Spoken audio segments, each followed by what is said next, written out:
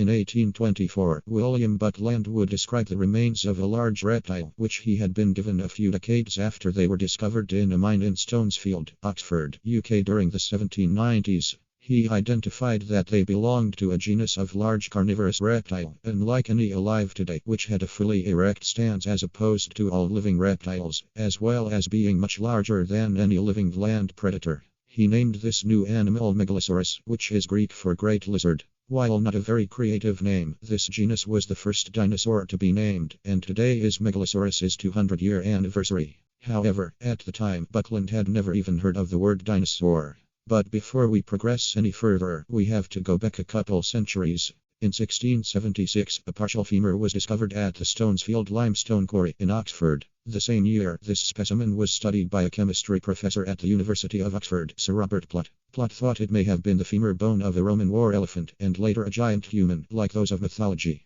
In 1763, Richard Brooks redescribed the specimen, and it was given a scientific name Scrotum humanum due to its vague resemblance to a human scrotum. Thankfully, this name is a nomen oblitum, since no one has used the name in any scientific form since 1899, meaning that, thankfully, we don't have to refer to a dinosaur as that. Then in the 1790s, fragmentary remains were discovered by miners in a mine in Stonesfield, including the now famous partial jawbone, which was purchased by Christopher Pegg in 1797 for the modern equivalent of 53 pence. Pegg later gave these remains to William Butland, who didn't know what they belonged to, until George's Cuvier pointed out that they belonged to a reptile. On the 20th of February, 1824, after further research with Cuvier and William Conybeare, and after acquiring more fossils, Butland officially named these remains Megalosaurus at the Geological Society of London.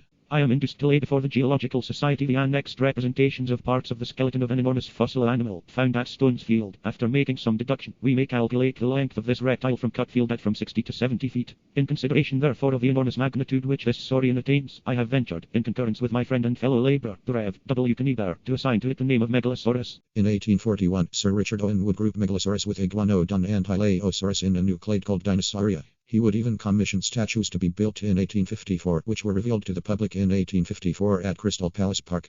However, since the remains of Megalosaurus were so incomplete, many assumptions were made about it. Butland thought that it was an amphibious quadruped, but fossils from the 1870s of its relatives have shown that Megalosaurus was bipedal. Megalosaurus weighed about 943 kilograms and was about 9 meters long. It had thin serrated teeth for slicing flesh and 3 clawed hands. It lived in a terrestrial environment among floodplains, open forests and coastal mangroves, alongside many other species such as the crocodile relative Teleosaurus, the Stegosaurus Oplophysis, and the sauropod Cetiosaurus. Here is an example of how a Megalosaurus hunt might have gone.